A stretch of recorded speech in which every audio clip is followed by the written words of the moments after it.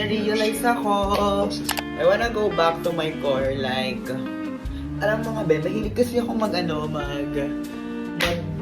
ng mga medyo aesthetic, medyo mga filmy types, cinematographical videos, medyo madidilim, low exposure, mga lintrong. Pero nag-stop ako before kasi parang nahihirapan ako or parang feel ko it's for professionals lang yung kaya mag-pull off ng mga ganong type of contents or that type of cinematic edit, yung parang mga mala-film vibes.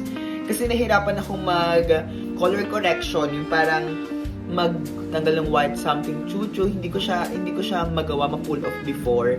Pero I used to edit those kind of things, especially pandemic.